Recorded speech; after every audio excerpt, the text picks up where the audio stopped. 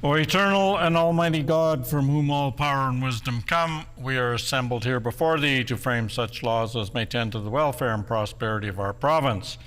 Grant, O merciful God, we pray thee, that we may desire only that which is in accordance with thy will, that we may seek it with wisdom, know it with certainty, and accomplish it perfectly, for the glory and honor of thy name, and for the welfare of all our people. Amen. We acknowledge we are gathered on Treaty 1 territory, that Manitoba is located on the treaty territories and ancestral lands of the Anishinaabe, Anishinaabe, Dakota Oiete, Dene Sulene, and Neothoic nations. We acknowledge Manitoba is located on the homeland of the Red River Métis. We acknowledge northern Manitoba includes lands that were and are the ancestral lands of the Inuit. We respect the spirit and intent of treaties and treaty making and remain committed to working in partnership with First Nations, Inuit, and Métis people in the spirit of truth, reconciliation, and collaboration. Please be seated.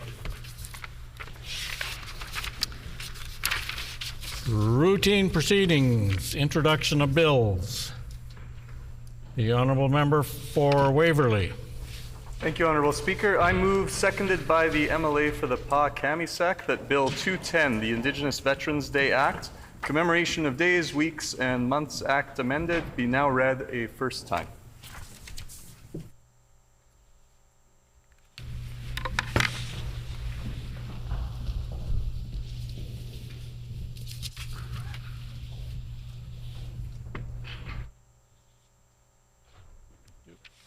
Been moved by the Honourable Member for Waverley, seconded by the Honourable Member for the Pas-Kamisak, that Bill number 210, the Indigenous Veterans Day Act, Commemoration of Days, Weeks, and Months Act amended, be now read a first time.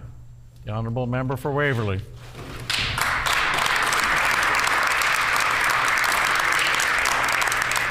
Thank you, Honourable Speaker. Today I rise to introduce Bill 210, the Indigenous Veterans Day Act.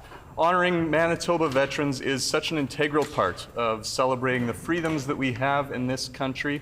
And Indigenous peoples have bravely served in the Canadian military for many years, but have not always received the recognition that they deserve for their contributions. By commemorating Indigenous Veterans Day, we are recognizing the unique struggles of First Nation, Inuit, and Red River Métis service members, and honoring the stories of veterans.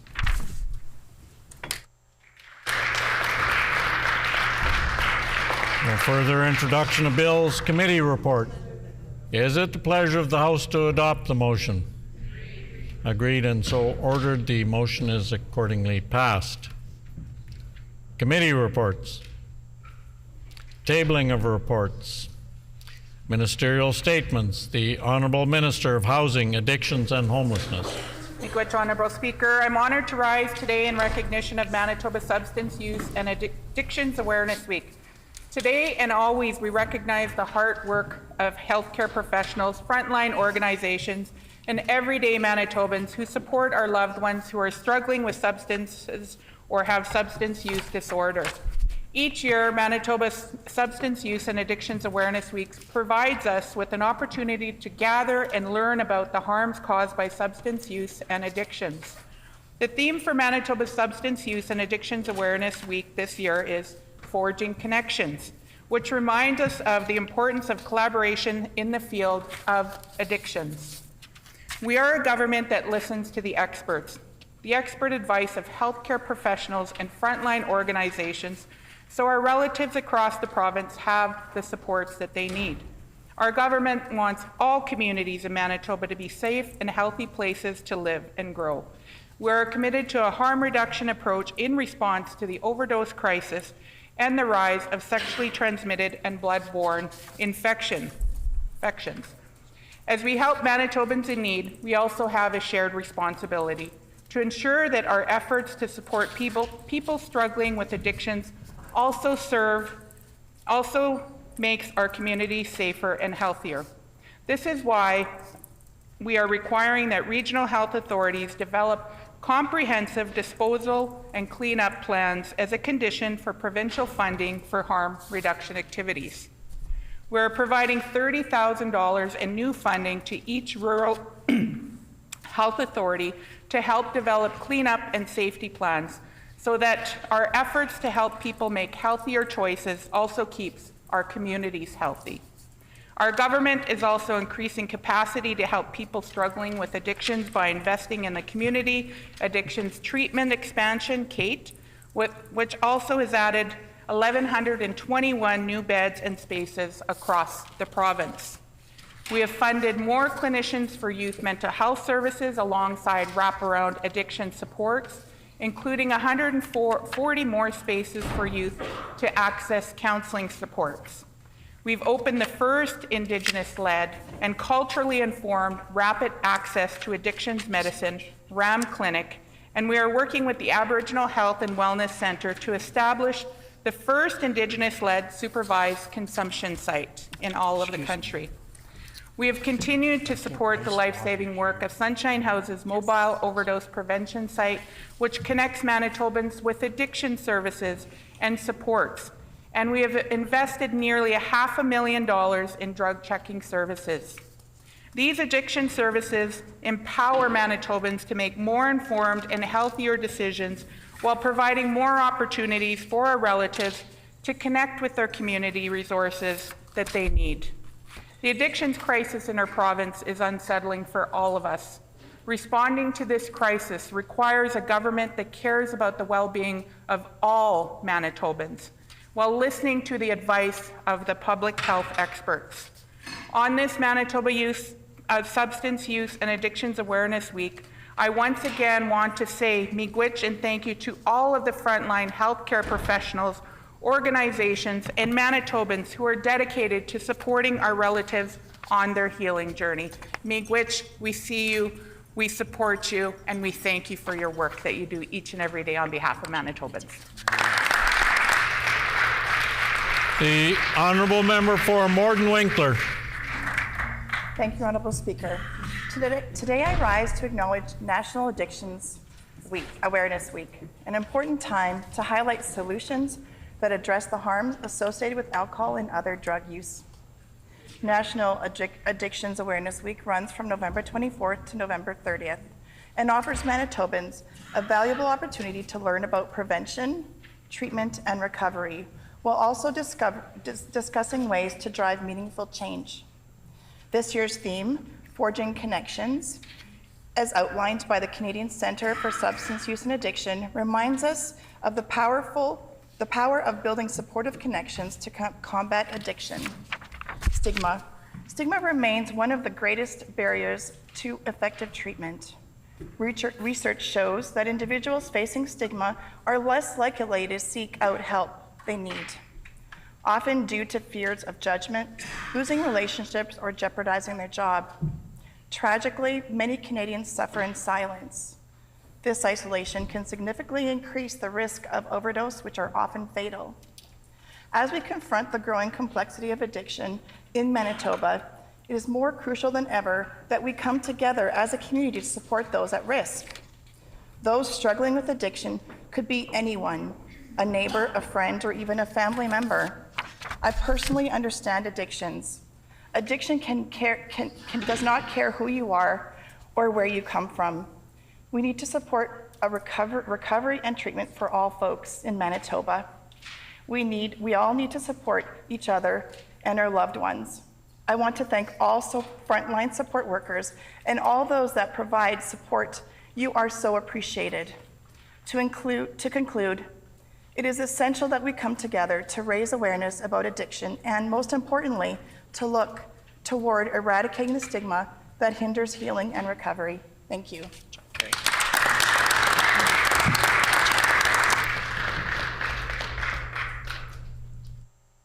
Just before we move on to member statements, I have some guests in the gallery. We have with us seated in the public gallery from Linden Christian School, 42 grade 9 students under the direction of Jason Smoker. This group is located in the constituency of the Honourable Member for Fort White. We welcome you here today.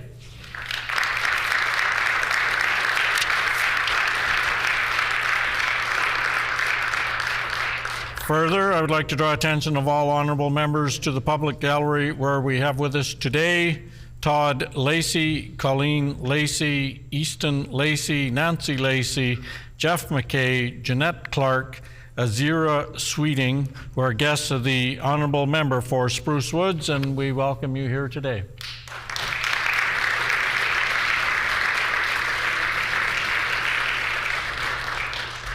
Member statements. The Honorable Minister of Housing, Addiction and Homelessness.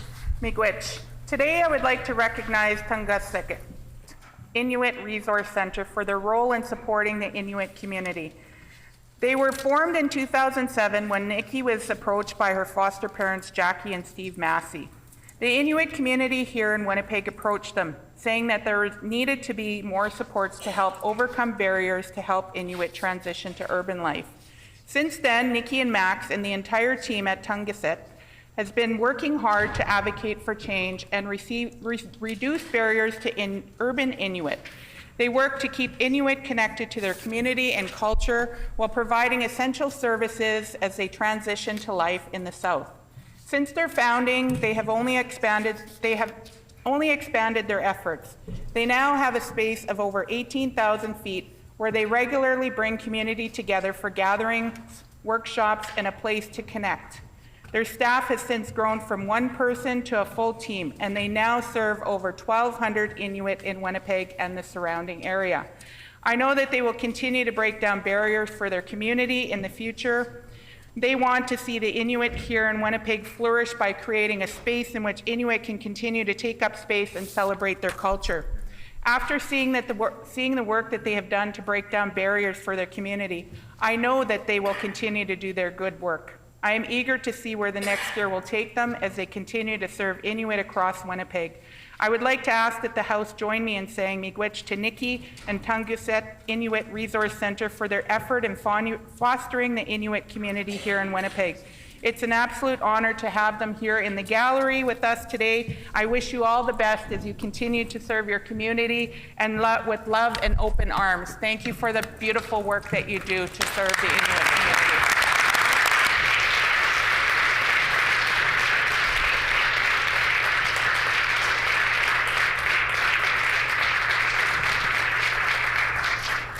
The Honourable Member for Swan River. Honourable Speaker, I rise today to share the concerns of my constituents on the increasing crime rate in Swan Valley and the effects on public safety and safety of medical staff at the Swan Valley Health Centre.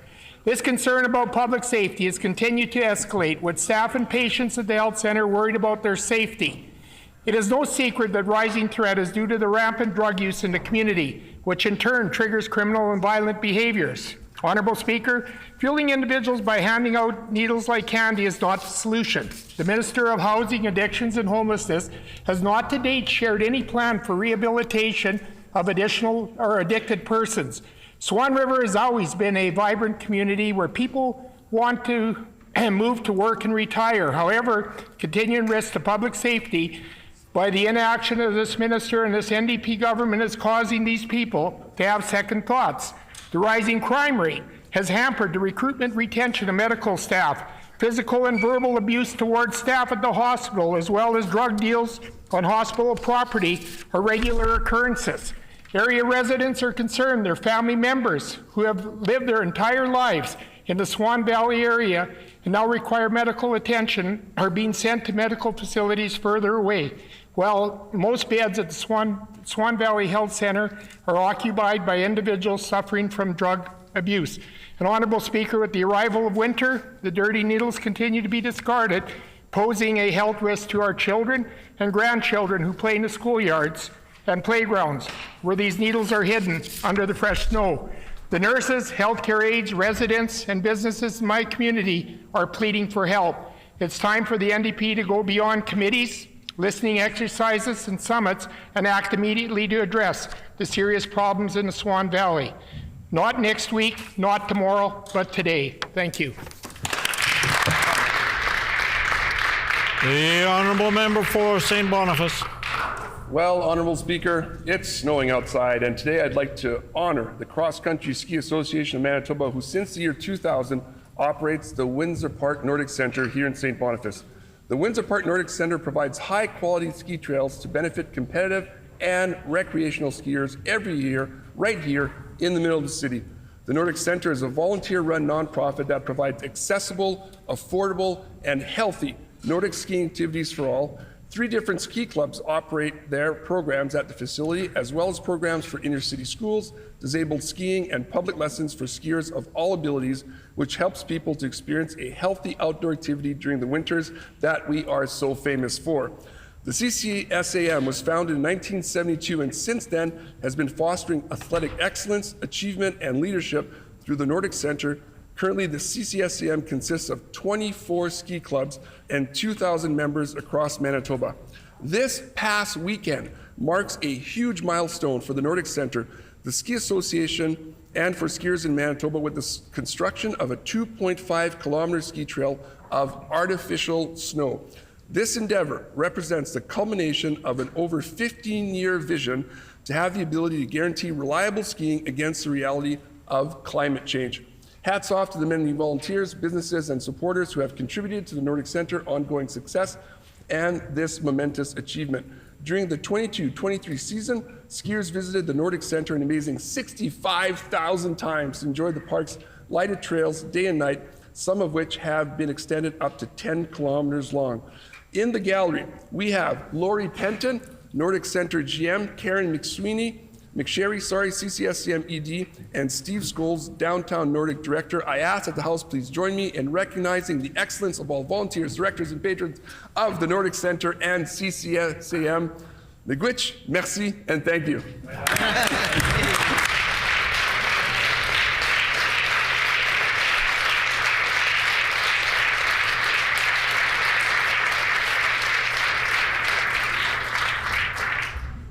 The Honourable Member for Spruce Woods.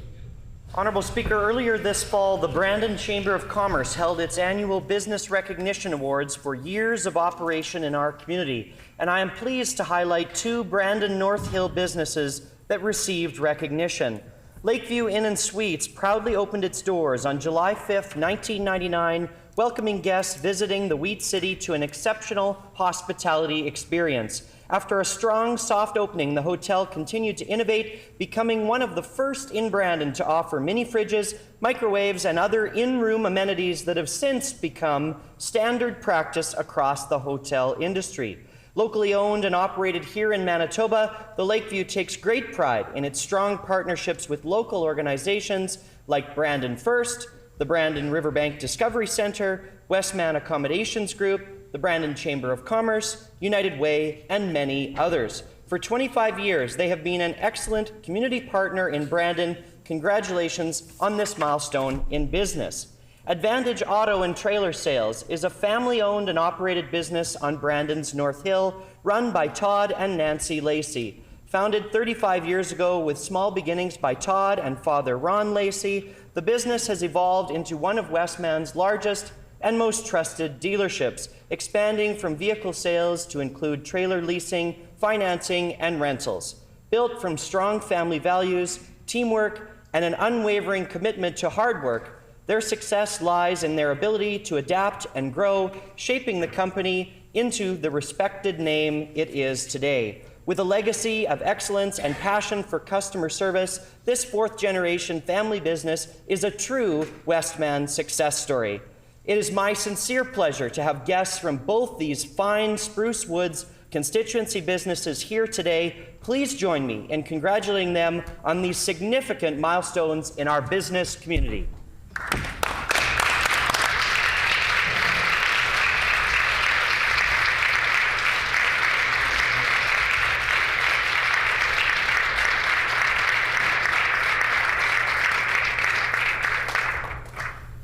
The Honourable Minister of Innovation and New Technology.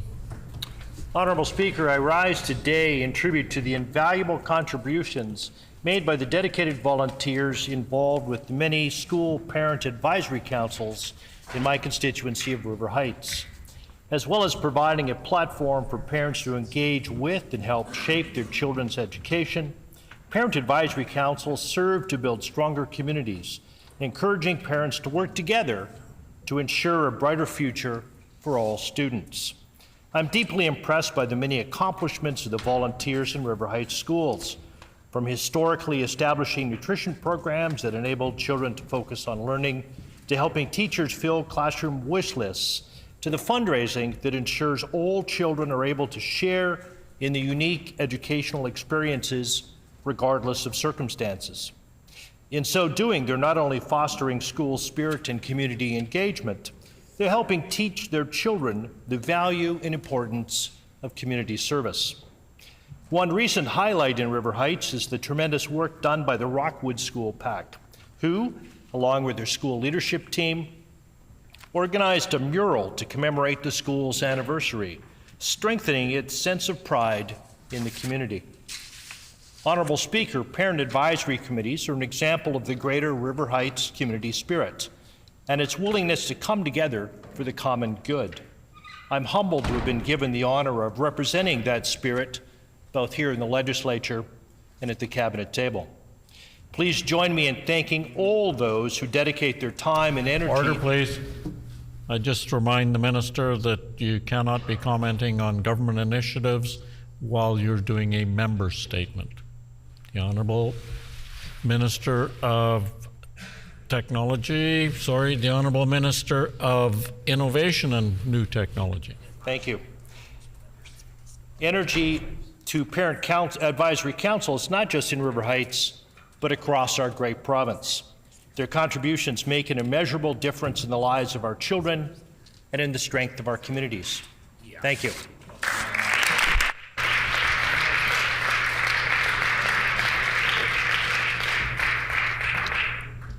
And now I suppose we must. Oral questions. The Honourable Leader of the Official Opposition. Well, Honourable Speaker, happy Monday to you as well, Honourable Speaker. Almost a dozen 7-Eleven stores have closed because of violent ongoing theft, including a Starbucks right in the Premier's own constituency. The head of the transit union has described travel on transit as the Wild West. Medical professionals spend hours stitching up victim after victim to address life-altering injuries. Business owners facing guns and machetes say that it's never been any worse. And now in the span of one weekend, 2 police officers have been attacked, Honourable Speaker. If the very police assigned to protect Manitobans aren't safe under this canoe government, who is, Honourable Speaker? The Honourable Minister of Health, Seniors and Long-Term Care. Thank you, Honourable Speaker. On this side of the House, we recognize that public safety is not a partisan issue. All Manitobans, no matter where they live, deserve to be safe in their communities, which is why we've taken real steps to address public safety, including releasing just a couple of weeks ago a comprehensive public health safety strategy. We have a tremendous amount of respect for the frontline officers who provide care and security and safety across our province. And I want to, from our team, say to the WPS, we thank them for their service and that we're thinking about those officers who have been injured. We wish them well in their recovery, and we can't thank them enough on behalf of all Manitobans for what they do to keep our communities safe. Here.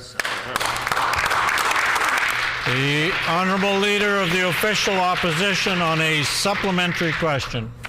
Thank you, Honourable Speaker. Honourable Speaker, the Minister of Justice under this Premier has broken the NDP's promise to Manitobans to end violent crime. The Retail Theft Initiative was supposed to reduce the crime and violence plaguing our communities under the NDP. Our thoughts and prayers, Honourable Speaker, are with the officer and his family as they begin the road to recovery. Police-involved shootings, which have increased under the NDP, reinforce the need for an enhanced independent investigation unit. That legislation passed under our government, and yet the NDP are in no hurry to proclaim the bill. How many more shootings have to occur before the NDP wake up to the need of the enhanced independent investigation unit, Honourable Speaker? The Honourable Minister of Health, Seniors and Long-Term Care. Honourable Speaker, I want to express really and truly that our entire team, the whole of government, sends the best of care and wishes and is thinking about this officer and their family. The events that folks are hearing about are tragic circumstances, and we take the role and responsibility of enhancing public safety with the utmost of seriousness as a government, which is why our Minister of Justice has been working incredibly hard from day one to pull together stakeholders from across Manitoba to take real action. And we recognize that over 7.5 years of a previous PC government, a lot of damage was done to the ability to provide safety and security, but we're cleaning up that mess. We're making our province safer day by day, and we're going to work with our partners to continue to move that in the right direction. You're here. The Honourable Leader of the Official Opposition on a final supplementary question. Honourable Speaker, and the same minister stood up in opposition and voted to defund the Winnipeg Police in regards to all other police in the province of Manitoba as well. Manitobans are losing faith in the Canoe government's justice strategy, Honourable Speaker. Store owners face robberies hourly. Transit users are violently attacked. Nurses are finding screwdrivers hidden in rooms. Students are forced to miss classes as knife-wielding people roam their campus. Police getting stabbed on duty. Honourable Speaker, all Manitobans are losing faith in this Canoe government. The NDP have failed on ending violent crime. The NDP have failed on keeping Manitobans safe in our communities. Manitobans are asking when, Honourable Speaker. The Premier needs to stand in his place and finally answer some questions in regards to community safety, Honourable Speaker. The Honourable Minister of Health, Seniors and Long-Term Care. Honourable Speaker, Manitobans would be shocked to know that not only for 7.5 years under the previous Heather Stephenson government were there no visible actions taken to make our communities safer, but on the back end of things in government, the previous failed Brian Pallister and Heather Stephenson governments did nothing, took no action to make our communities safer. In fact, they did the opposite. They cut the services that made our communities safer and got people connected to the care that they need. We saw year-over-year crime go up under the previous government, and they did less than nothing. They made things worse. On this side of the House, we've taken real action. We recognize that it's going to take years to address these concerns, but we are committed to working with our partners at all levels of government to do just that. The Honourable Member for Roblin. Last week, the Premier, when the cameras were off him, shouted across the floor at me that when we hold him to account on behalf of Manitobans for his government's failures in healthcare, he's, quote, winning. Can the minister explain how skyrocketing diagnostic wait times, now over 56 weeks at HSC, represent a win? Are they winning now that hip and knee surgery wait times are the worst they've been in over 5 years? Or were they winning when they failed to deliver fully staffed beds to the Grace Hospital as they promised? Is it winning to completely ignore the cries of crisis coming from the ER in Brandon, instead offering only excuses? How is any of that a win for Manitobans? The Honourable Minister of Health, Seniors and Long-Term Care. Honourable Speaker, what our Premier did ask that member opposite, and every single member opposite, was to account for 7.5 years of cutting healthcare, disrespecting healthcare workers, doing incredible amounts of damage to a system that Manitobans and their families count on. That member opposite stands in her place each and every day and does not offer an apology to Manitobans for the damage that her previous failed PC administration did. On this side of the House, we are focused on one thing. That is making services across this province in healthcare better for Manitobans. We're adding capacity, not cutting it like they did, and we're working with our partners, not working against them like they did for 7.5 years. We'll take no lessons from that member or any member across the way.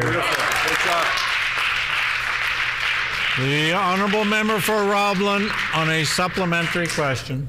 Honourable Speaker, how can this government claim to be winning on healthcare when cataract surgeries for hundreds of Manitobans were cancelled this summer because this government cut contracts with private providers? When nurses across the province are raising red flags about inadequate security, fearing for their safety and that of their patients. When ER wait times at the Grace Hospital have shot up to a median of 5.5 hours, with some patients waiting over 11 hours for care, and those numbers continue to climb. He's almost laughing How at is that. it winning that they're breaking their promise to the people of Carberry, leaving their emergency department unreliable and closed more often than it's open? That's right. Can the minister please tell me where exactly is the win for Manitobans in all of these failures? The Honourable Minister of Health, Seniors and Long-Term Care. Well, Honourable Speaker, I would offer that member that the win for Manitobans is finally having a government that cares about healthcare in our province. That's a good start. Honourable Speaker, I would argue that the win for Manitobans is having a government who adds a net new number of healthcare workers, 873, not a net loss like under the previous PC government. Or how about net new beds being added to the healthcare system? Under the previous administration, they cut over 500 beds. We've added over 180 plus beds to the front lines of healthcare with more on the way. Honourable Speaker, we recognize they did a lot of damage. It's going to take us years to clean up their mess. But guess what? Manitobans finally have a government who cares to do the work and get it done.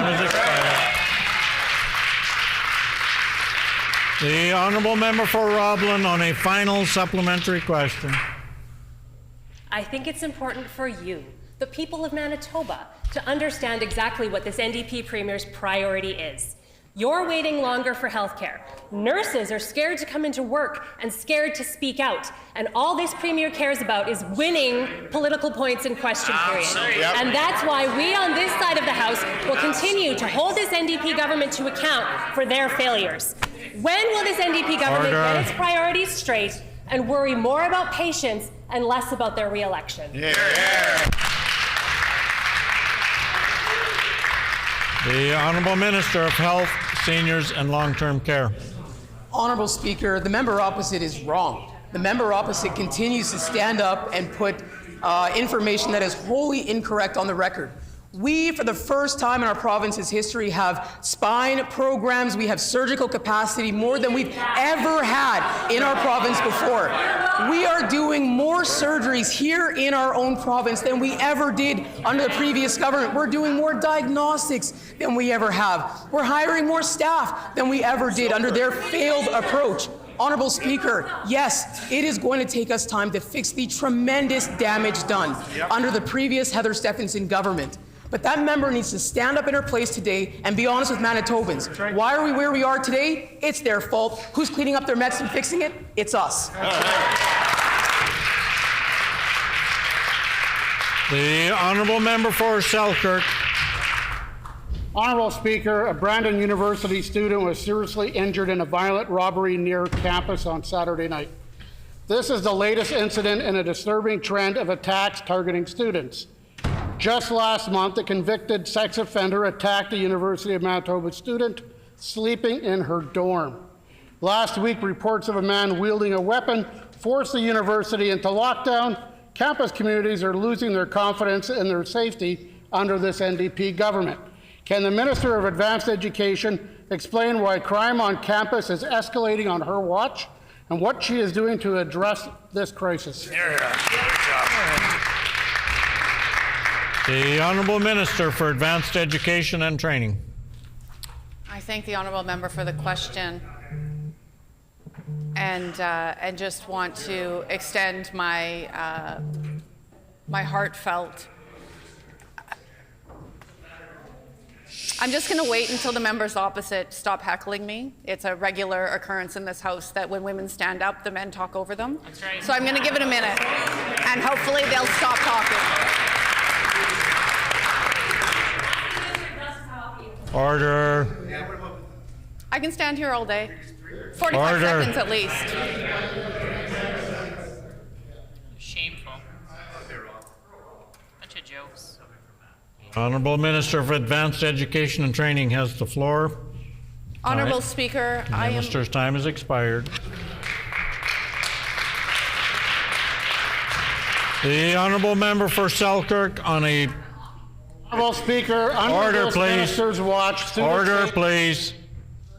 I would ask members to not be heckling when the Speaker is trying to speak. The honourable member for Selkirk. Thank you, Honourable Speaker. Under this minister's watch, student safety and campus security have deteriorated to unprecedented levels. Criminals have easy access not only to our schools, but to their digital infrastructure. This minister has refused to disclose who orchestrated the massive cyber attack on the University of Winnipeg last spring, leaving students and faculty in the dark. Why does this minister continue to neglect her responsibility to get tough on crime and provide the university with the resources they need to strengthen security both on campus and online? The Honourable Minister for Advanced Education and Training. Thank you, Honourable Speaker. I'd like to, and this is public information in case anybody would like to know, read the members opposite some details from today's Brandon Sun. The VP of Administration and Finance, Peter Hickey, said, because of years of successive budget cuts and not replacing staff who retired, there are critical administrative deficiencies across the campus.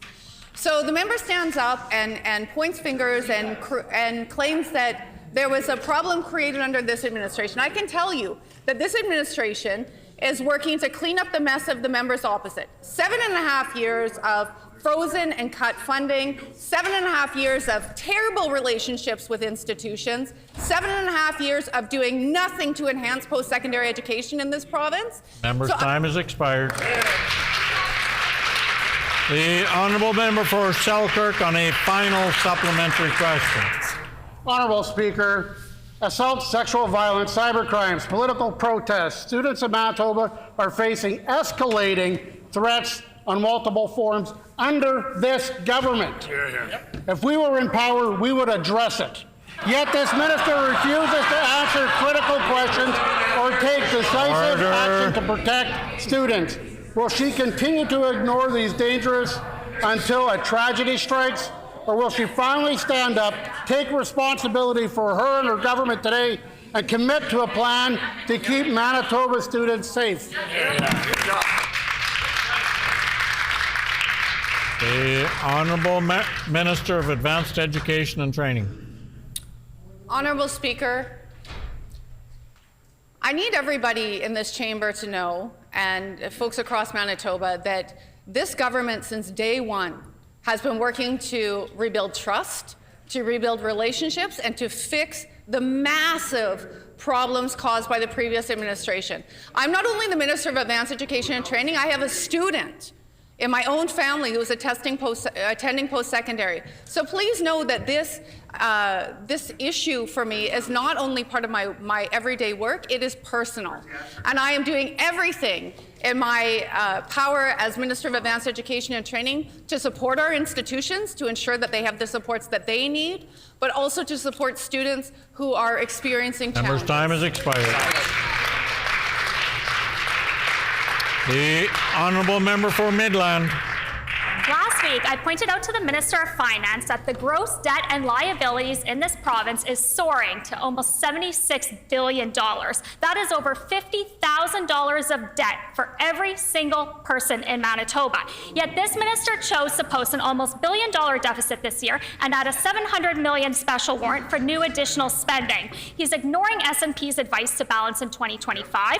There is barely a paragraph in his own budget about returning to balance. Where is the minister's plan to balance and start reducing Manitoba's debt so that every child in Manitoba can have a prosperous future and not be burdened by the increased taxes and debt by this NDP government? The Honourable Minister of Finance. Thank you, Honourable Speaker. We know how important fiscal responsibility is on this side of the House.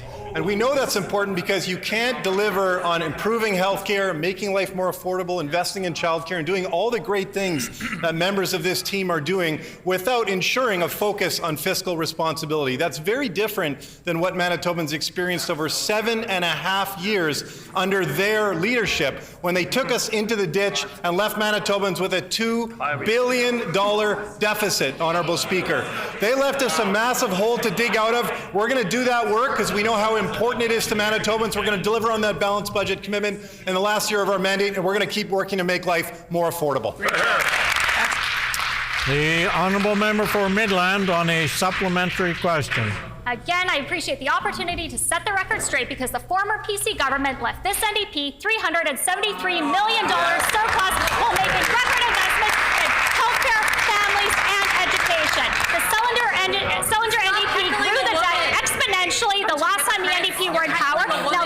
minister is following in Greg Selinger's footsteps by increasing spending, increasing borrowing, and increasing taxes on homeowners and Manitobans and future generations. So why is this minister planning years of deficit and debt when the SNP said that they could return to balance in 2025? The Honourable Minister of Finance. Thank you, Honourable Speaker. I'd like to remind the member opposite and all members opposite of their record. Again, they left us a $2 billion hole, and they don't have to take my word. They don't have to take my word for it. We had an independent auditor, a respected accounting firm, MNP. It appears that the members opposite don't think MNP is an independent organization. Okay, maybe they do. They delivered an audit which looked at the financial decision-making of the members opposite during that last year. And what did they find? They found a pattern of risky decision-making, a lack of transparency, a lack of accountability, things that we know the last government did over and over again. We saw that with the car rental disaster there within their own party. They cannot be trusted to manage the government's finances. Manitobans, they can trust us. We're going to keep doing that good work because we know we need to be fiscally balanced to deliver. The Honourable Member for Midland on a final supplementary question. This minister will be receiving almost $1 billion more in federal transfer from the Trudeau Liberals. I expect he'll soon receive another notice informing of a further growth in transfers and equalization payments. Yet this minister continues to increase borrowing and increase debt on the backs of Manitobans. $76 billion in gross debt and liabilities, $2.2 billion in debt servicing costs, $6.2 billion in additional borrowing, and $50,000 of debt for every single Manitoban in this province. Record and concerning numbers, yet this minister has no plan to return to balance. Will the minister commit to putting additional federal transfer and equalization dollars to eliminate deficits and start paying down Manitoba's debt so it doesn't continue on the backs of our future generations? The Honourable Minister of Finance. Thank you, Honourable Speaker. I'll take the member back again to July 28th, before the last election, when they came to Manitobans and they gave them a fiscal report that was not representative of the fiscal reality. And that's something that MNP said in black and white. They came forward to Manitobans and they presented a false picture of our fiscal situation. That showed their lack of transparency, their lack of accountability, exactly the opposite of how Manitobans expect their government to govern. We're doing the opposite. We're going to deliver transparency, accountability, fiscal responsibility, good budgeting, because we know Manitobans care, and we're going to keep doing that work every single day, Honourable Speaker. That was outstanding. The Honourable Member for Spruce Woods. Honourable Speaker, last week when MLAs started reading petitions on the NDP's changes to the education system and requirements for teacher training, the NDP government laughed out loud. But these petitions were written by educators and who deliver teachable subject areas like math, science, geography, and English, and signed by those educators and parents and students, as well as post-secondary students who are training to become teachers themselves. So why does this NDP government think the concerns of those teachers, educators, and parents are a joke?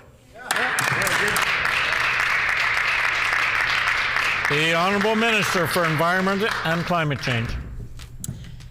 Honourable Speaker, I can assure Manitobans that educational outcomes in this province are of the highest priority for our government.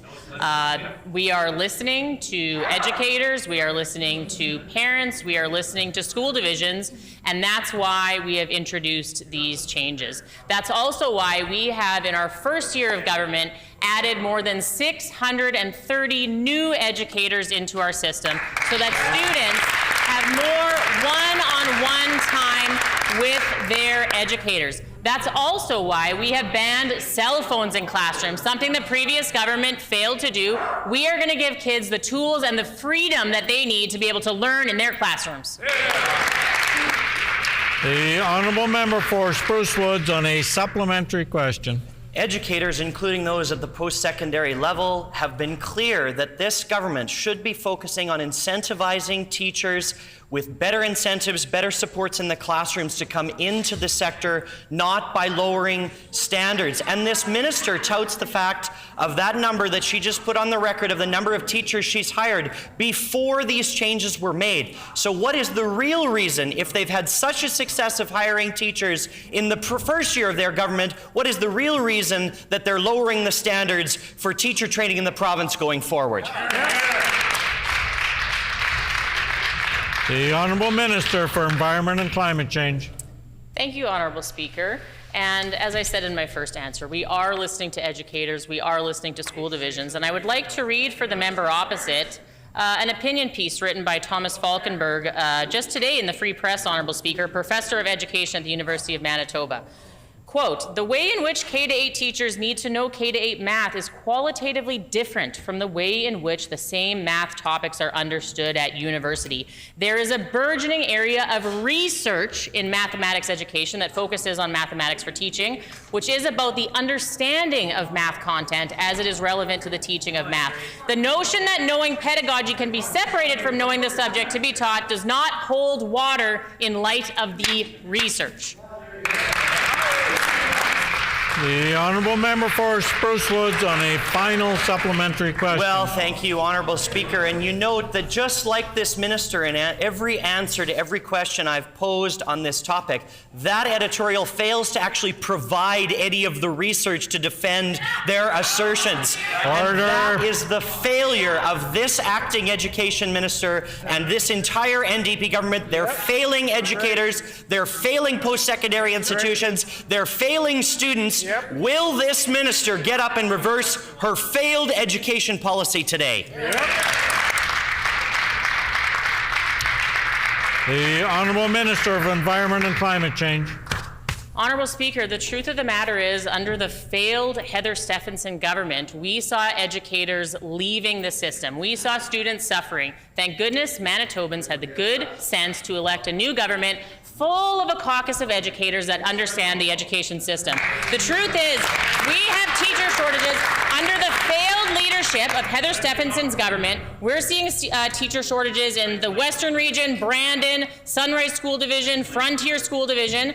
The teacher shortage was described as desperate. In January of 2023, it was reported that some rural Manitoba school divisions are advertising substitute teacher positions where a teaching degree or certificate is not required in an attempt to address the shortfall. That was their idea, Honourable Speaker. Time has expired. The Honourable Member for Riding Mountain. Honourable Speaker, we recently heard from Mayor Gillingham that Winnipeg is in a wastewater treatment crisis. The costs to complete Phase 2 of the North End water treatment plant upgrades have doubled to over $1 billion. The city cannot fund this on its own without drastic increases to sewer rates and taxes. I asked the minister how much of the over $500 million shortfall their government will be covering. Yeah, good question. The Honourable Minister for Environment and Climate Change. Thank you, Honourable Speaker, and it gives me great pleasure to rise in the House and talk about the safety and protection of our waterways and the partnerships that we have with municipalities across Manitoba. We are so excited that the AMM has opened their conference just today. We look forward to working with municipal leaders at the City of Winnipeg and municipalities all across Manitoba as we work to address the water and wastewater infrastructure issues. I was very pleased to hear Councillor Jeff Berwadi on the radio this morning, the councillor from my area, Rossmere, who was praising the province for finally coming to the table and working with the City of Winnipeg on this exact project. I'm so happy to continue those discussions with Councillor Berwadi and Mayor Gillingham and finally get it done what the previous government could not and would not do. The Honourable Member for Riding Mountain on a supplementary question. Well, Speaker, the City of Winnipeg is not yet aware of the cost to complete Phase 3 of the water treatment plant upgrade. The Phase 3 nutrient removal project may be the most important part in regards to the health of Lake Winnipeg and all downstream waterways. Will the minister commit now to funding the North End water treatment plant upgrades in their totality Or is 2/3 of a plant sufficient?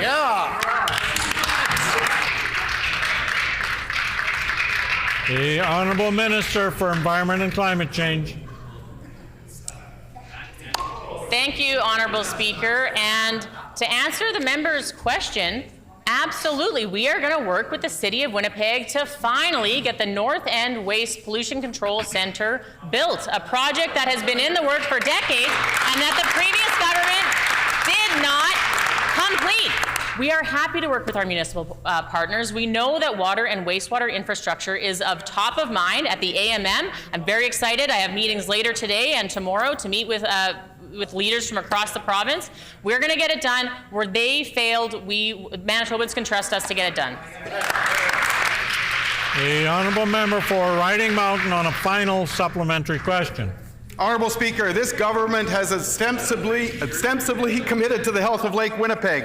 The City of Winnipeg has another very important wastewater project underway, the replacement of combined sewers. When these sewers overflow, they release untreated sewage into our waterways. 27,000 megaliters alone in 2022. This project is estimated to cost $2.3 billion. Lake Winnipeg may not have that much time left, and the residents of Winnipeg certainly don't have the money to go it alone. Will this government commit to a comprehensive plan to protect Lake Winnipeg by funding the combined sewer replacement project? The Honourable Minister for Environment and Climate Change. Thank you, Honourable Speaker. And again, water and wastewater infrastructure is of the highest priority for our government. We're going to get NUPIC done. We're going to get combined sewer overflow off the ground, something that they couldn't do. And when you want to talk about a comprehensive policy, we have made investments. We have introduced a nutrient target regulation, the first of its kind in Manitoba, that is going to make sure that Lake Winnipeg and the 4 main tributaries that feed into Lake Winnipeg are protected. Let's talk about their record, Honourable Speaker. In 2019, the PC government told the City of Winnipeg to redirect $34 million of funds previously allocated to NUPIC to other projects. That was reported in the CBC. The PCs withheld funds for much-needed upgrades to NUPIC in an attempt at bullying the City of Winnipeg into privatizing it.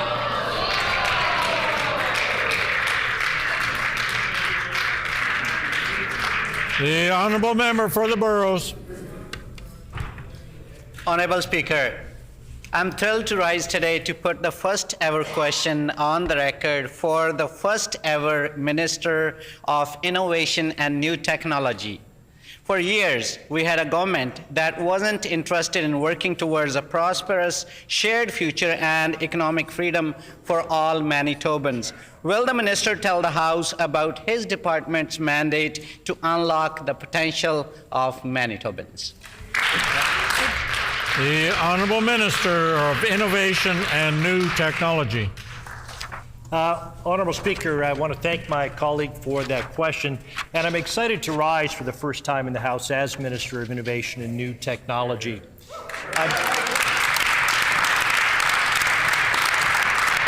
I'm incredibly honoured to have been asked by the Premier to lead this portfolio, and it's going to help our government continue to grow the economy, create new good jobs, and make it easier for Manitobans to access government services. Manitoba is home to an incredible tech industry that hasn't in the past been supported by previous governments. As a listening government, I've already heard that the previous government simply didn't understand their needs. Member's time has expired.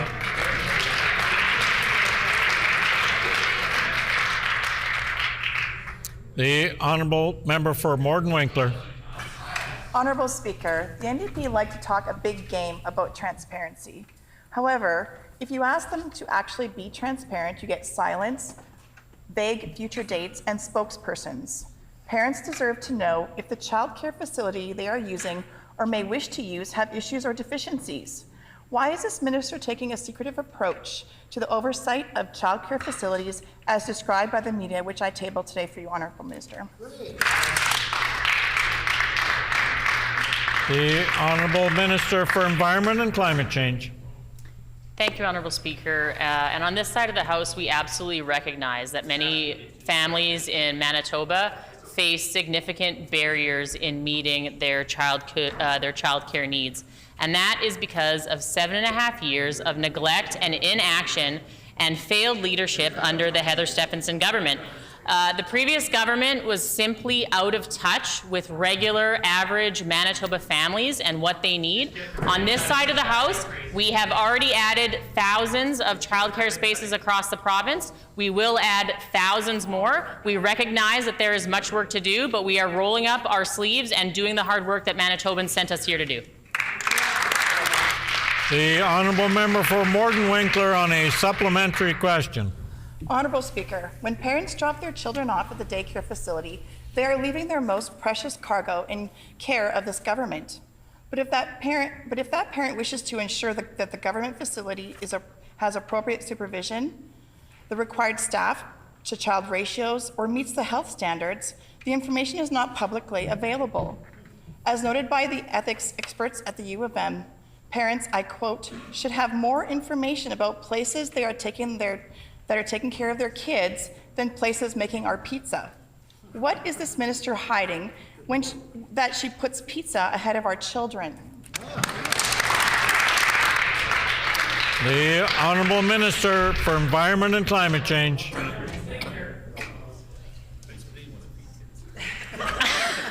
I don't mean to laugh, Honourable Speaker.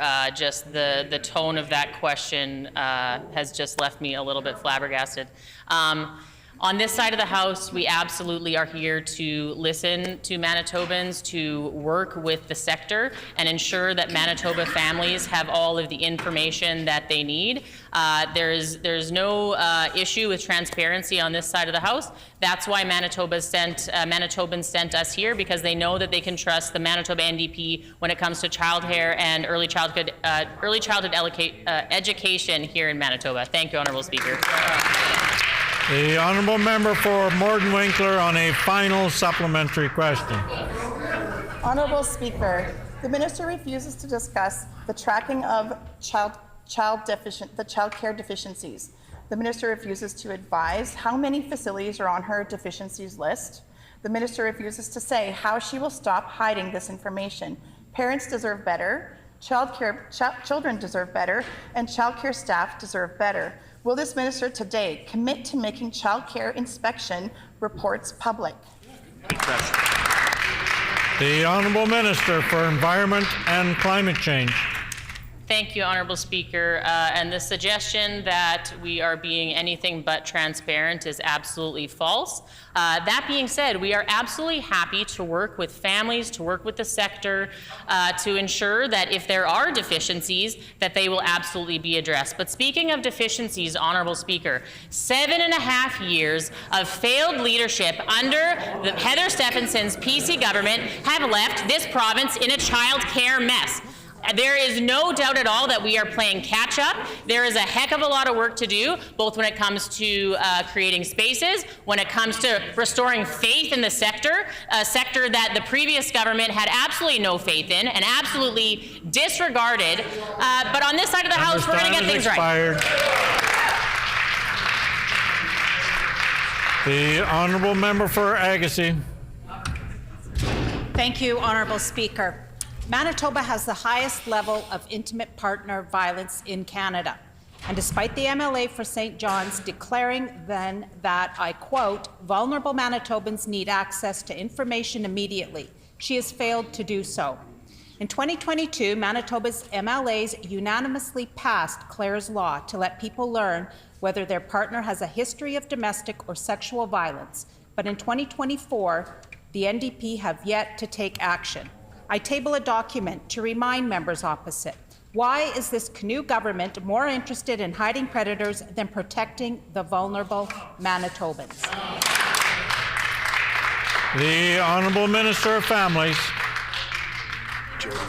Listen, for the very important question. It allows me to get up in the House finally and relay to Manitobans that we actually just had on Friday a really important historical announcement in respect of a new strategy in the uplifting and empowerment of Indigenous women, girls, two-spirit, and gender-diverse folks, I was so proud to officially unveil our provincial strategy called Minuaweak Ikweak, which translates into all women doing well. It is our comprehensive strategy attached with a $20 million budget that is putting in place... Time has expired.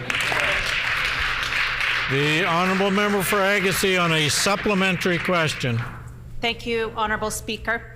Diane Red Sky, Executive Director of Mawachi Itata Centre, an Indigenous-led family resource centre in Winnipeg, noted at the time of passage that, quote, "We all know that knowledge is power. While the bill itself is enabling legislation, the NDP have had more than enough time to consult on the necessary regulations. Why are the NDP putting more women at risk of intimate partner violence?" The Honourable Minister of Families.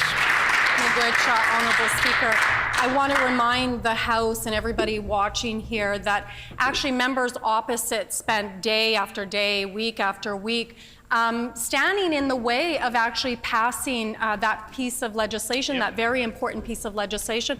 I also want to remind members opposite that our Justice Minister just recently introduced it, and we're looking forward to debating that bill. We're also looking forward to members opposite putting their money where their mouth is and allowing it to go to second reading.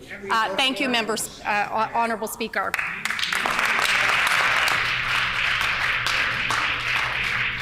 The Honourable Member for La Vérendrye. Thank you, Honourable Speaker. Order, Please. Just for clarification, it's the NDP question next. The Honourable Member for Thompson. Thank you, Honourable Speaker. Manitobans have given us a clear mandate to restore and repair the cuts made by the former PC government to our universities and colleges. We have a passionate minister and team working every day to support faculty and students. While the previous government froze funding for 7.5 years, phased out tuition rebates, clashed with faculty, and interfered with collective bargaining, costing Manitobans millions.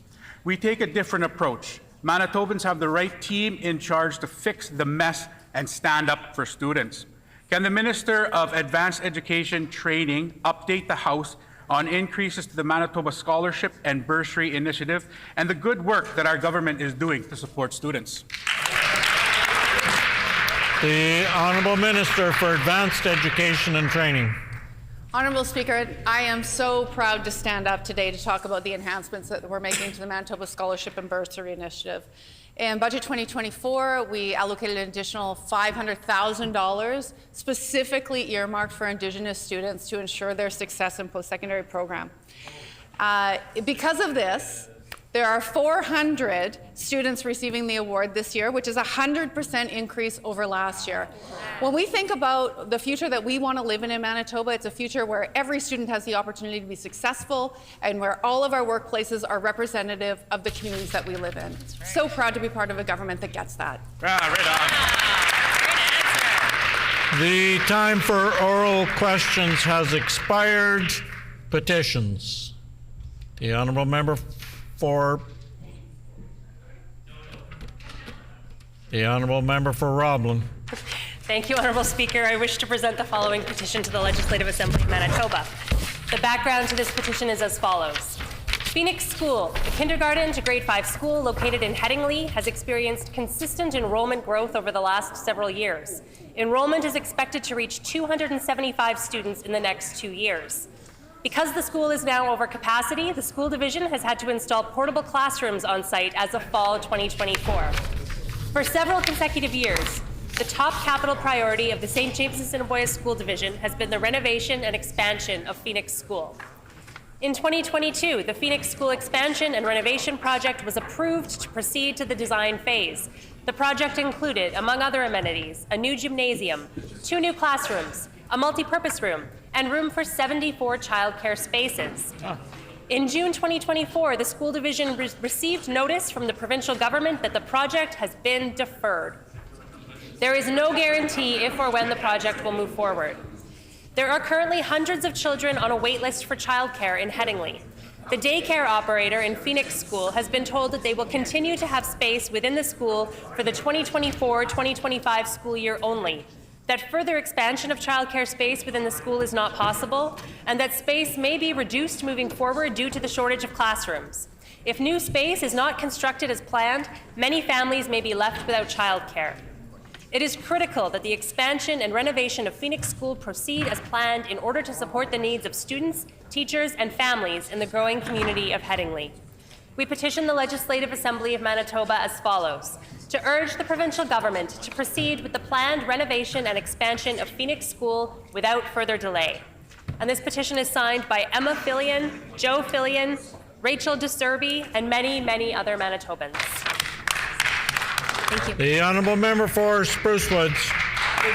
Thank you, Honourable Speaker. I wish to present the following petition to the Legislative Assembly of Manitoba. To the Legislative Assembly of Manitoba, the background to this petition is as follows. Number one, ensuring that teachers have a robust background in the subjects they teach is essential for maintaining high-quality education and fostering well-rounded learning experiences for all Manitoba students. Number two, the recent amendments by the province of Manitoba to the Teaching Certificates and Qualifications Regulation under the Education Administration Act have significantly lowered the standards for subject area expertise required for teacher certification. Number three, these amendments eliminated all subject area requirements for teacher certification, including major and minor teachable subjects and subject-specific requirements for early middle years streams. Number four, specifically, the amendments removed senior years credit requirements in an approved teachable major and minor, early and middle years credit requirements in an approved teachable major and minor, and early and middle years credit requirements for specific subjects including math, physical or biological science, English or French, and history and/or geography. Number five, key stakeholders such as parents, post-secondary educators outside the faculties of education, and business partners were not consulted about the changes. Number six, the removal of subject-specific requirements undermines the educational quality in Manitoba schools by permitting teachers to enter the classroom without sufficient training in core academic areas, thereby compromising the education that Manitoba students receive. We petition the Legislative Assembly of Manitoba as follows. Number one, to urge the Minister of Education and Early Childhood Learning to reverse recent amendments to the Teaching Certificates and Qualifications Regulation that weaken subject area requirements for teacher certification and to reinstate teachable majors and minors and early and middle years requirements which are essential for ensuring teachers have strong knowledge in core subject areas. And number two, to urge the provincial government to address teacher shortages through alternative measures that uphold rigorous subject area standards which are critical for providing quality education to all Manitoba students. This petition has been signed by Felix Matthew, Egal Press, Myra Coop, and many other fine Manitobans. The Honourable Member for La Vérendrye. Honourable Speaker, I wish to present the following petition to the Legislative Assembly. To the Legislative Assembly of Manitoba. The background to this petition is as follows. 1. Provincial Road 210, PR 210, is a 117.3 kilometer or 72.8 mile highway in the Eastman region of Manitoba that connects the towns and communities of Woodridge, Marchand, La Broquerie, St. Anne, Landmark, Linden, Ile-des-Chênes, and St. Adolphe. 2. A significant portion of PR 210 also runs through the constituency of La Vérendrye. 3. PR 210 is a significant commuting route for Eastman families and is also notably used by those in the agriculture, tourism, trade and commerce industries. 4, the condition of PR 210 from Woodridge to Highway number 12 is in an unacceptable state of disrepair. 5, the planned pavement upgrade was promised more than 20 years ago when it was constructed with a flat surface suitable for pavement, but is yet to be completed. 6, the condition of PR 210 from Woodridge to Highway 12 is in such bad shape that firefighters, police, and paramedic services are severely delayed when responding to emergencies. 7, the Minister of Transportation and Infrastructure, as well as the Premier, have the duty to respond to infrastructure needs identified by rural communities. We petition the Legislative Assembly of Manitoba as follows.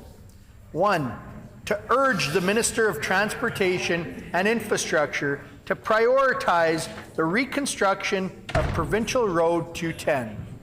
And 2, to urge the provincial government to include the stretch of Provincial Road 210 from Woodridge to Highway 12 in its reconstruction plans.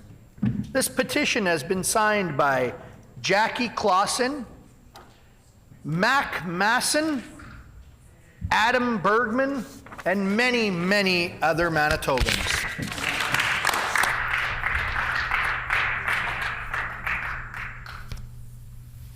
No further petitions. We will then move on to orders of the day, government business. And we will now resume debate on the motion moved by the Honourable Member for Tuxedo for an address in reply to the speech from the throne and the amendment thereto. Standing in the name of the Honourable Member for St. Boniface, who has 9 minutes remaining. The floor is now open for debate. The Honourable Member for St. Boniface. L'honorable président,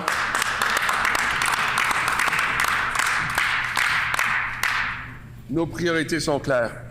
Les Manitobains font face à certains défis, mais notre gouvernement est déterminé à aider tous les Manitobains à mener une vie enrichissante. Nous avons réalisé des progrès significatifs en seulement 1 an de service aux Manitobains.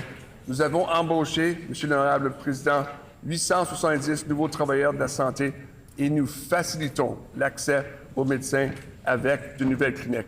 Les familles commencent à ressentir du soulagement grâce aux actions que nous avons entreprises pour réduire les coûts et créer davantage d'emplois. Nous avons immédiatement supprimé la taxe sur l'essence, ce qui nous permet d'économiser de l'argent à la pompe et de réduire l'inflation au Manitoba, la plaçant ainsi au niveau le plus bas au Canada. Chaque enfant a de la nourriture à l'école pour qu'il puisse se concentrer sur son apprentissage. Les services de santé progressent, l'honorable président, avec notre gouvernement, et cela inclut les cartes de santé des Manitobains. Nous avançons avec la nouvelle carte en plastique illuminée par le design gagnant Aurore boréale. Les Manitobains pourront faire une demande en décembre. Nous avons aussi embauché, Monsieur l'honorable président, 630 nouveaux éducateurs qui aideront les enfants à apprendre. En renforçant notre système éducatif, nous nous assurons que nos enfants reçoivent l'attention dont ils ont besoin pour mieux apprendre. Nous mettons à jour les programmes de sciences, établissons des résultats clairs pour l'éducation, l'enseignement de la lecture et incluons une unité dédiée à la littératie financière en 9e année pour préparer les élèves à la vie après l'école. Nous continuerons nos progrès pour améliorer l'éducation en français au Manitoba, guidés par la réintroduction du Bureau de l'éducation française. Nous allons également raviver le secrétariat de la diversité culturelle et améliorons nos services en français pour mieux servir nos communautés diverses. Finally, Honourable Speaker, one of the greatest highlights for me personally during the throne speech was when a group of small children entered the chamber to sing O Canada in Ojibwe, in Anishinaabe Moan. And Honourable Speaker, the light the joy, and the love, which they brought into this chamber that day. No level of arrogance, ignorance, or points of privilege could diminish the love, the joy, and the light that is still present in this chamber. And that, Honorable Speaker, is what our government plans on doing, continuing with the hard work that it takes to bring one Manitoba together. Merci, miigwech. Thank you.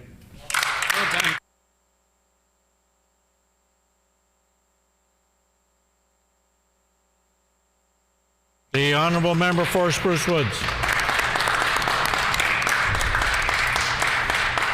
Thank you, Honourable Speaker. It is indeed a privilege to rise once again in this chamber to put some words on the record in using my voice to relay the views and concerns and challenges facing the good people of Spruce Woods constituency in Westman, which is, I know we all have opinions on this, but is certainly, in my humble opinion, the best part of this great province. And so it's a privilege and an honor to be their voice here and to undertake this work as a legislator on their behalf. Throne Speech 2024. You know, I think all Manitobans had hope, certainly, and from what I've read and heard in now a week since the throne speech was delivered, or a week tomorrow, having been back in my constituency over the weekend, speaking with constituents when we got out of session, that they have serious concerns, particularly not so much in what was said in the throne speech, but what was left out, completely left out of the throne speech, or vaguely mentioned in a sentence or two. Some of the issues certainly that are most pressing to my constituents, and I think most of us who represent rural areas and those who represent areas that are more than a 30-minute drive away from the perimeter highway. So a couple of those items to discuss. You know, I think the biggest one would be the complete absence of a discussion on rural crime specific to rural Manitoba. You know, there was a brief mention of a committee set up specifically for Swan River, and listen, I'm very glad if that committee proves to be anything other than words and somehow gets them some results. We have questions and a healthy degree of skepticism about whether that will end up delivering any real results for the community of Swan River, but nonetheless, we're happy for them that at least they managed to get a mention or a shout out from this government. But overall, talking about the issues that myself and many others have raised about increasing property crime on farm properties and other rural acreages and in small towns where, you know, I've raised this before, police presence, and it impacts even just the different parts of my constituency. My Brandon North constituents don't complain about never seeing the police. The Brandon City Police do a great job of being visible in the community. They're in a tight geographic area, so I never hear from Brandon constituents that they don't see enough police presence in their communities. But I hear it all the time from rural communities who maybe see an RCMP car drive through once a week, once every couple of days, maybe, and yet there are crimes going on increasingly more frequently in all of these communities. And by the way, this is no fault to the Royal Canadian Mounted Police, who do an excellent job. They're facing severe staffing pressures for a number of different reasons, but this government needs to support their work in hiring more officers in our rural areas, specific to our rural areas, and I would argue specific to Western Manitoba. There was no mention of police presence in this throne speech. There was no mention of rural crime rates or property theft going on at increasing levels in rural Manitoba. It was completely absent. And so, you know, that's a big concern because the NDP government can't claim that they aren't aware of the issue. It's been raised when they're sitting here listening to it day after day, week after week by our justice critic and many others. So they know that it's going on. But they haven't done anything about it, and they couldn't even be bothered to put a sentence into their 30-minute throne speech about it. So we have a problem with that. We have a very big problem with that, and our constituents do as well. And so, they're going to keep hearing about it until they start addressing it. And I know the Minister for Justice seems to have a lot to say now. I didn't look like he had a whole lot of say in what was written into the throne speech, which is a shame because he has a very important cabinet position. Whether he takes it seriously or not is another question entirely, but it is an important position, and it's unfortunate that the Premier's team didn't work more of the issues that Manitobans are raising with respect to justice into the throne speech. So nonetheless, that's a big concern for us, and we'll continue holding this government to account on it. With respect to Westman in particular, I'm not even sure the word Westman came into the throne speech. I know the Brandon Sun counted it up, and Brandon was only mentioned 3 times. We can see the member for Brandon East gets a lot of say in writing the throne speech as well, clearly. And there was a few funny, not so funny actually, for Brandon residents and Westman residents, but funny in a sad way, things that were missing. Things that this government's talked about before that all of a sudden disappeared in the second throne speech of their mandate. I'm thinking, of course, Honourable Speaker, specifically with respect to the medical school that they're allegedly creating at Brandon University, something that I think basically had unanimous community consent and support, and yet now it didn't even bother to get a mention in their second throne speech. They don't talk about it much either in any of their public communications when they're talking about how wonderful they think their record is on healthcare or anything else.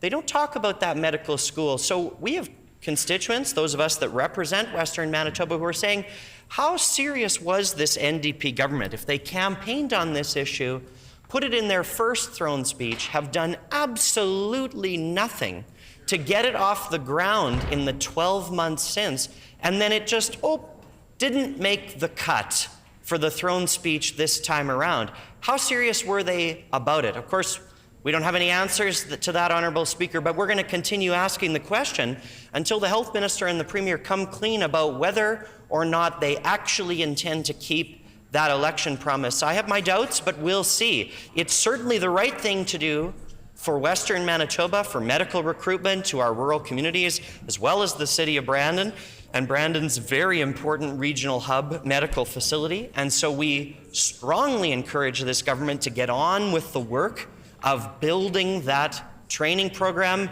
in conjunction with updating the science facility at Brandon University to ensure that this is the premier place to get your medical degree and get into our rural Westman hospitals. No mention of it from the NDP in this throne speech. I guess, Honourable Speaker, we'll watch and see whether it makes the next one. Another thing that wasn't mentioned by this NDP government is Assiniboine College, recently rebranded from Assiniboine Community College, a significant provincial asset in my constituency of Spruce Woods with their North Hill campus residing within my constituency's borders. Didn't get a mention at all, not a single thing. And I would note, Honourable Speaker, that institution has some pretty significant things going on right now. They received the largest capital private donation in the college's history within the last 12 months, which the Minister for Advanced Education was there for that. They are rapidly fundraising at levels that are pretty historic in Western Manitoba standards to build a new School of Business and the Edwards School of Agriculture and the Environment to be the premier facility in those 2 subject areas in Western Manitoba. Where was the NDP on that? No mention. Nothing going on at ACC and for them to see or talk about or support, I guess.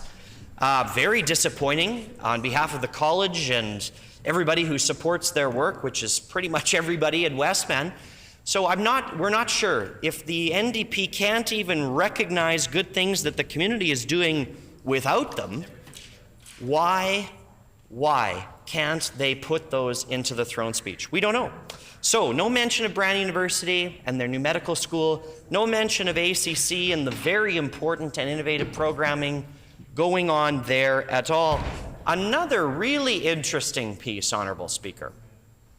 No mention of the Park Community Centre.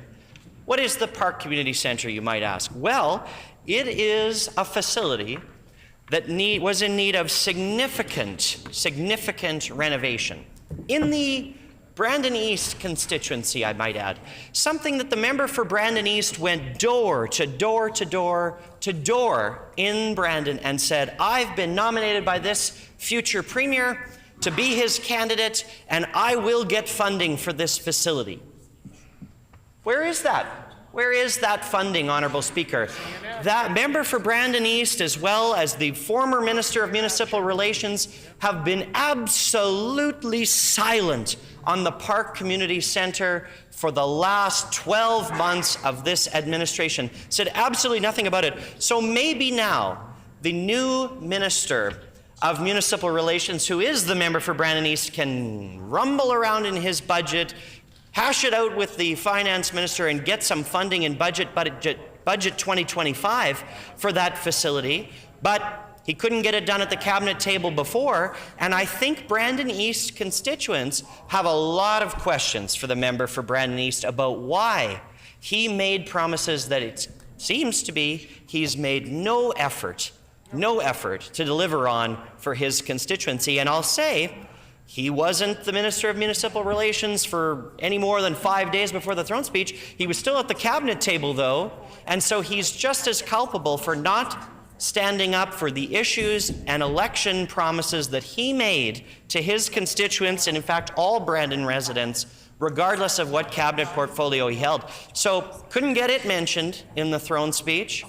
No idea where this is at, although the Premier had said during his campaign at all the events in Brandon that he was going to get this done. We'll see, Honourable Speaker. We'll see whether they can deliver on that one or not. But I know Brandon residents are watching, and I would hope the member for Brandon East decides to make that a priority now that he is in the department responsible for that area. You might ask, well, you only talked about ACC that's in your constituency, and rural crime rates, of course. No mention of the Sportsplex either. Sportsplex is the premier recreation facility in Brandon North, which is part of Spruce Woods constituency, in serious need of investment in terms of their ice hockey rink plant and many other upgrades that are needed to that facility built for the Pan Am Games, or the Canada Games, pardon me. I was hoping, obviously, certainly been advocating for that facility to see some provincial investment. Absolutely silent in terms of that. And we know that the NDP have rolled out this massive change to education standards for those pursuing a career in education. No mention of that in the throne speech. No defense, none of the research provided that the minister talked about in question period today defending their government's decision. Not even a peep about this situation. And so, Honourable Speaker, we know that the NDP have taken some very bad advice on this. And that happens.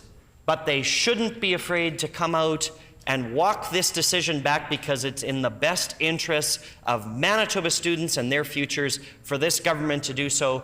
We will continue to calling on the NDP government to do just that, and we hope that they will see the light and reverse this decision. In terms of further education issues, Honourable Speaker, the NDP had this ridiculous line in the throne speech about they're going to build schools that are owned by folks down the street, not folks on Bay Street. Yeah, they're clapping. They're clapping. And I'm glad. They're so proud of this initiative. I'll tell you, Honourable Speaker, do you know what that means? It means that instead of using an innovative, publicly funded but privately built model to build Manitoba schools faster to address smaller class sizes, which they campaigned on. Instead of that, they're going to borrow the money to build them the traditional way. And do you know where they borrow that money from, Honourable Speaker? It's not Main Street. It's not Bay Street in Toronto. It's Wall Street in New York, when the minister flies there every year and says, gosh, we've just got to run another $800 million deficit every quarter for this fiscal year, which is what they've done the first year that they've been in government. So they're not borrowing from Canadian institutions. They're not building Manitoba schools with Manitoba companies or Canadian companies. They're borrowing money from Americans on Wall Street to finance the unsustainable level of financing that this NDP government just can't help themselves from doing. So you're right. They're not supporting Canadian companies. They're absolutely right in the throne speech. They're not supporting Canadian companies who have a record of building schools across the country faster and on budget. They're not supporting Manitoba companies. There's no situation. They don't own the money that they borrow from Wall Street. These schools that they're financing with money from Wall Street aren't going to be owned. That debt is owned by brokers on Wall Street, and these folks have to pay that money back. They own that debt, and this government is taking on a record level of it, and now they're adding on doing it on the backs of Manitoba students and their education. We think that is absolutely shameful, and we strongly encourage this NDP government to get to work and start building schools, but to make sure they do it in a financially responsible way so that those students who maybe get to go through those schools and maybe don't have to spend the next 65 or 70 years of their life paying off the NDP's debt for badly managing these projects, borrowing their futures away, and failing to spend and control their budgets in a meaningful manner. And so, Honourable Speaker, this throne speech gets an F. And we hope that the Education Minister, the Acting Education Minister, the Finance Minister, and whoever else had a hand in writing this — it doesn't look like very many of their cabinet ministers had much of a say because their departments barely get mentioned.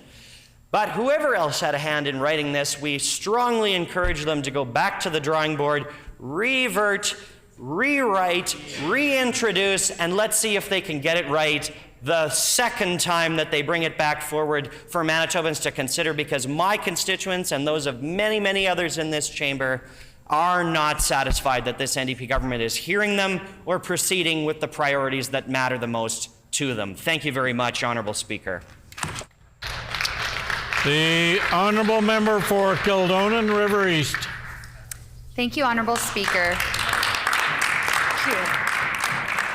It's with a deep gratitude and unrelenting sense of responsibility that I rise in this chamber to respond to the throne speech. Representing Kildonan River East, my home, my roots, and my community, it is an honor I carry with profound respect and determination. Before I begin, I want to take a moment to honor a remarkable leader, mentor, and friend, the recent late Harry Schellenberg, former MLA for Rossmere, who sadly passed away on November 20th, 2024, at home, surrounded by family.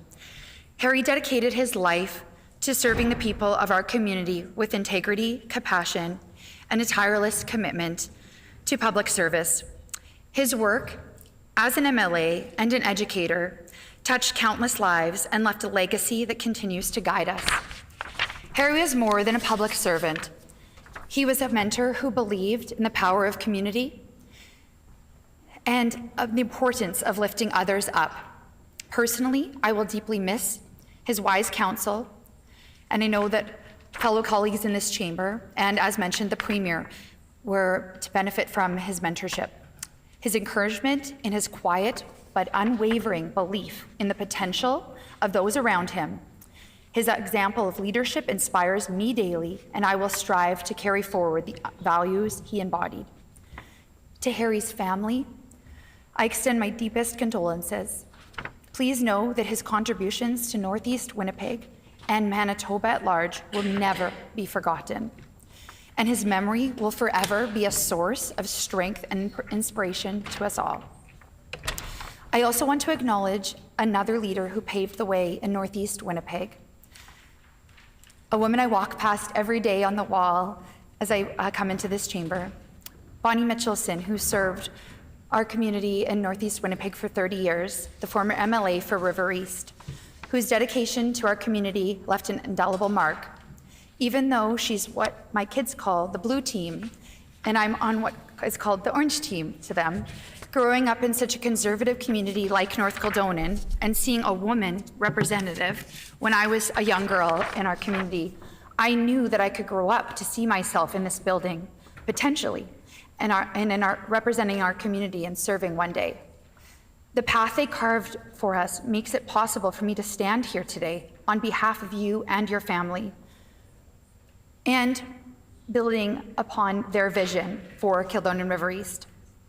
Over the past year, I've walked alongside you, listened to your stories, and witnessed the strength of our community. From the resilience of our seniors to the optimism of our youth, Kildonan River East embodies what it means to face challenges and build a future filled with hope. Let's not forget why we're here today, because Manitobans chose hope and action over the neglect of the past PC failed government.